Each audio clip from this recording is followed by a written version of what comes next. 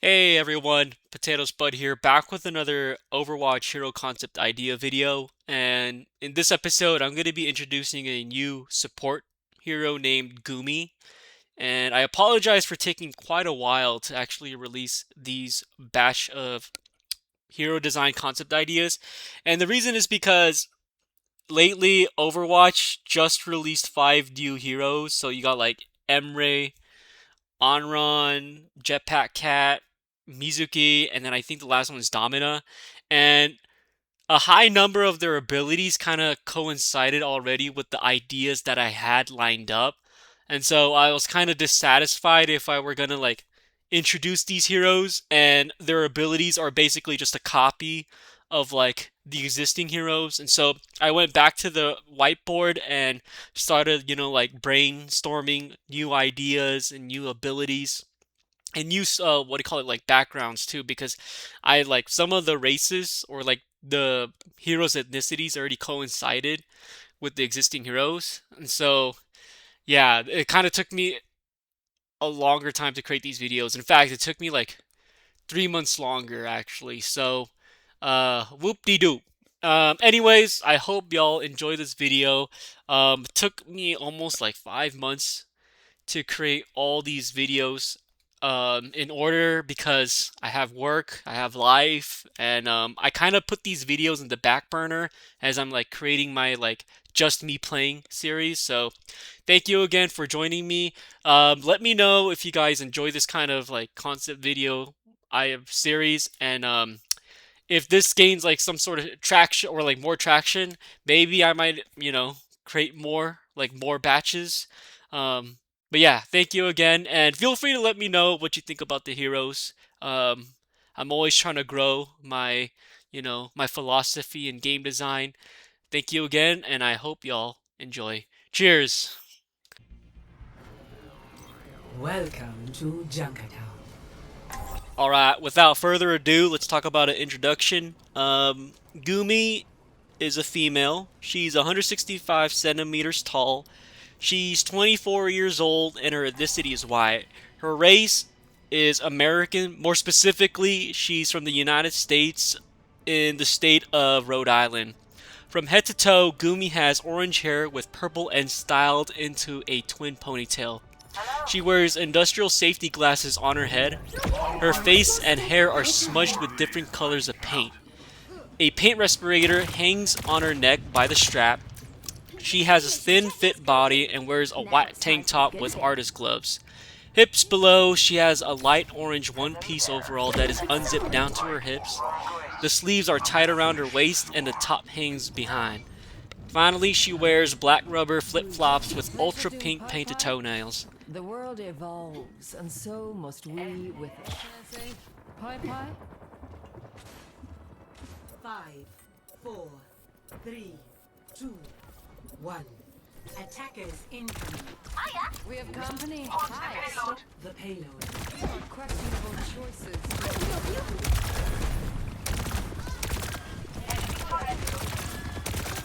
Arsenal-wise, Gumi's primary weapon is a custom-made paint launcher called the Paint Pole.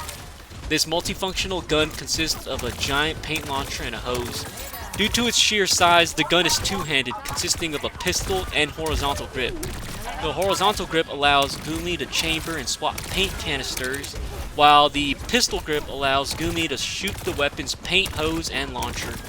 Above the gun is a gouge, indicating the hose pressure, in this case an ammo indicator.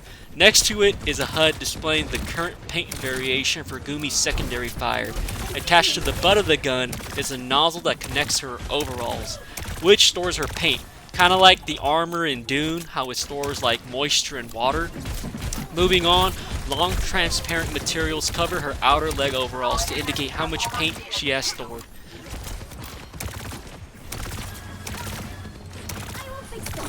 Background: Gemma O'Connor, pen name Goomi, was born and raised in a middle-class family in Rhode Island. After dropping out of art school at the age of 20, Gemma moved to New York to pursue her dream of being an artist. She started by casting a wide net in different art styles: portraits, landscapes, pop art, and cubism, but failed to hit it big. Whilst exploring New York City, she came across a memorial commemorating the Omnic Crisis, which plunged the city into chaos. Inspired, she painted Am, a series of monochrome paint droplets varying in volume, connoting the horrors of war. The piece was a hit. Over time, Gemma became a sensation, selling out several pieces at various auctions under the pseudonym Goomi.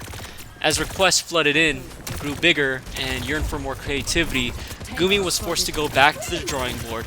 In response, she had a custom paint gun crafted to shoot large portions of paint and store them efficiently. In tandem, she also discovered a new type of interactive paint with special properties. This attracted the attention of a corrupt dictator who sought out Goomi to create a propaganda piece. Being the stubborn girl that she is, Goomi disrespectfully declined, calling out the dictator's malicious acts towards their people. The embarrassed dictator in turn hired assassins to hunt down Goomi, forcing her to escape the life of luxury into a runaway. To this day, she has not appeared in public and keeps her head on the down low. Additional facts about Goomi. Food-wise, she loves drinking beer paired with a snack like calamari or fried fish. Her favorite artist is Jackson Pollock, and on afternoons she loves walking on the beaches.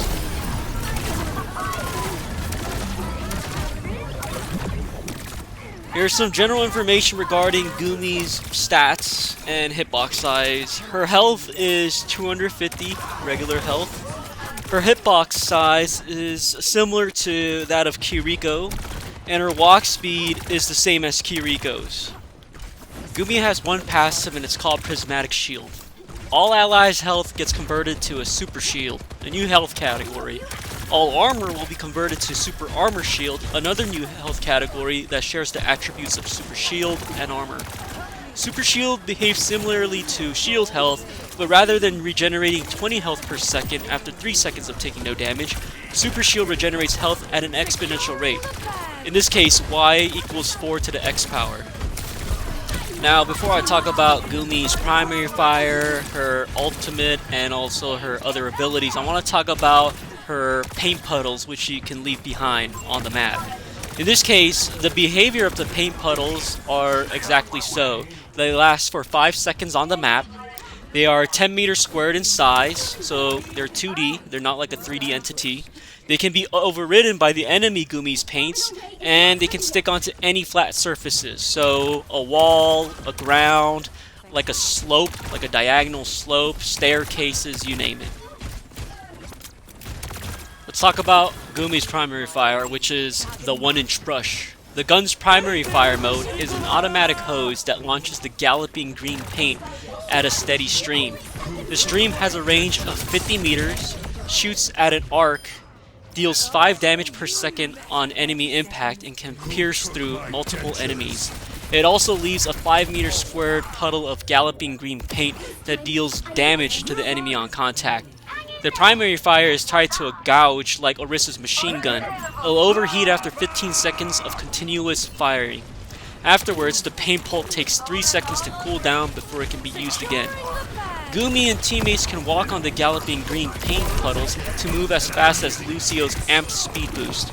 Unlike Lucio's speed boost, the galloping green paint is quite slippery, so players should avoid hard turns.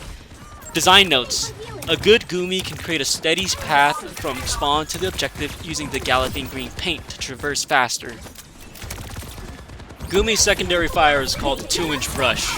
The weapon's secondary fire mode is an underbarrel pump-action paint launcher. This weapon holds up to 3 paint canisters, and each charge reloads in 10 seconds and follows the same travel path as Zarya's secondary fire. There are 5 different types of paints Goomi can launch. Punishing Purple. Enemies standing on this puddle will continuously take the anti-heal debuff. Once they step off, the debuff lingers for 2 more seconds.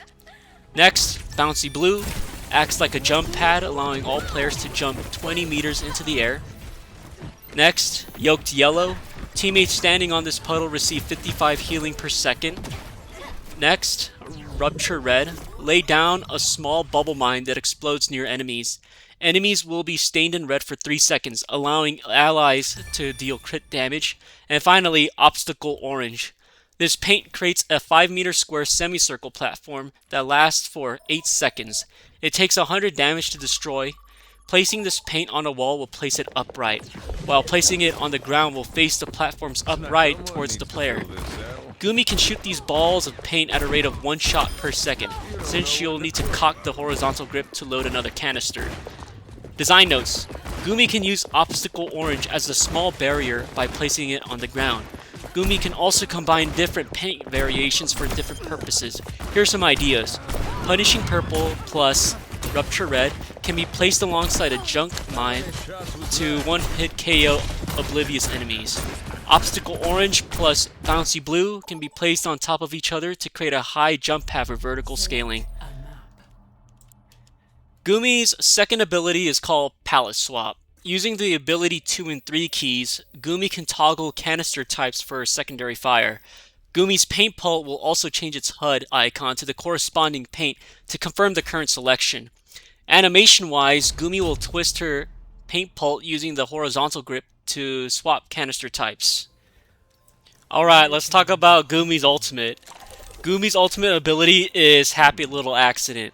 Here, Goomi overclocks her paint palette for 1.5 seconds and blasts a giant ball of rainbow paint.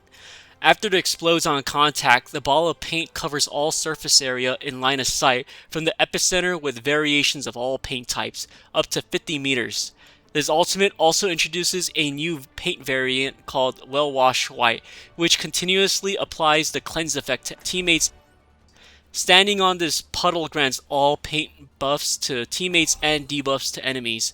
This ultimate lasts for 10 seconds and Goomi will need to accrue 3,000 points to dispense this ultimate. Spend every moment growing into who you truly are.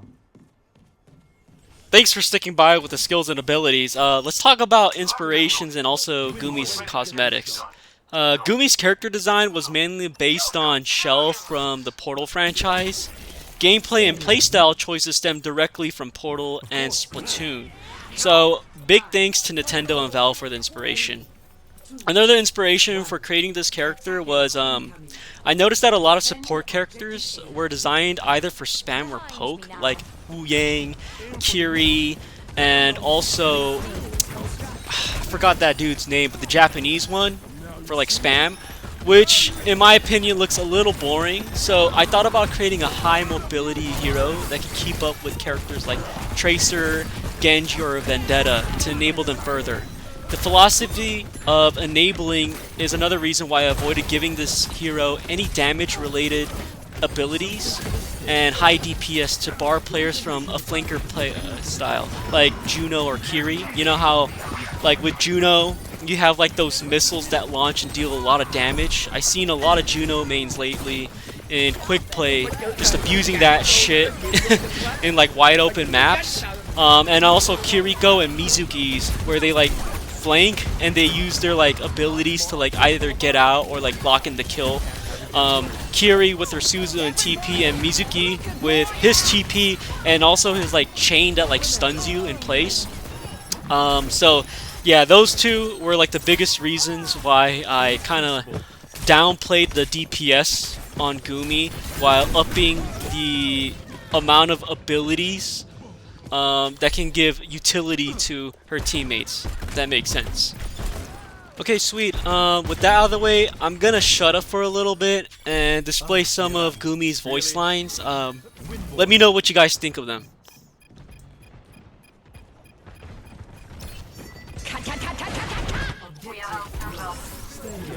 Stop the payload.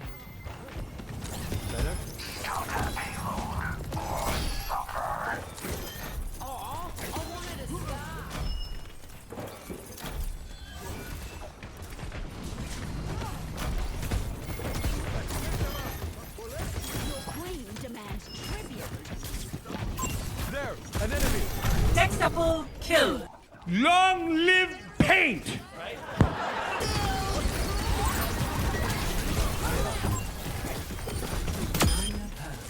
If I see even one axe, so help me!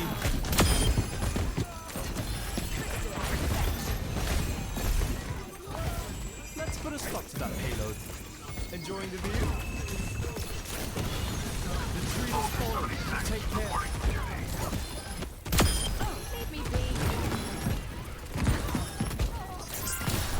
Alright, now I'm going to be talking about the play of the game highlights. The first one is mechanical failure. Here, Goomi is tweaking the paintball, and as the camera closes in on her face, she brightens up in anticipation. Suddenly, the launcher could be heard exploding, immediately covering Goomi's face with splots of paint. The next one is called Party Crasher. Here, Goomi does a slow-mo walk towards the camera, holding the paint pole on her right shoulder. She shoots her ultimate and it explodes behind her like a nuke, covering the camera afterwards with paint. And then finally we got Floor is Wet. Goomi abruptly crashes into and knocks the camera using Galloping Green. As the camera knocks up, her flip-flops can be seen flying into the air. After the camera settles back down, Goomi is seen on the floor recovering from her injury. Alright, let's talk about her emotes. The first one is Facial Cleanse. Goomi lets go of her gun and takes out her smartphone. Using the phone as a mirror, she checks her face for paint smudges. The next one is Death Card. Goomi lets her gun hang. She takes out a small notepad and autographs her name with a pen. She then rips out the signing and tosses it at the ground nonchalantly. Players can use this emote in front of a dead body to taunt the body as a piece of art. That's about it actually. Thank you again for watching the video, and I hope you guys enjoy this kind of like Overwatch Hero concept series. I know I did say that I was gonna stop making these just because of time constraint, but if you guys enjoyed them, I might make more. I mean, I do have like a bunch of documents already in my Google Drive of like other heroes I would like to add, but coming up with the ideas are easy, or like that's like because it's like fun for me, but then like editing the videos into like a small condensed format is the part that kind of like trips me up because it's just a lot of work. Anyways, thank you again, and I hope y'all have a nice day. Cheers.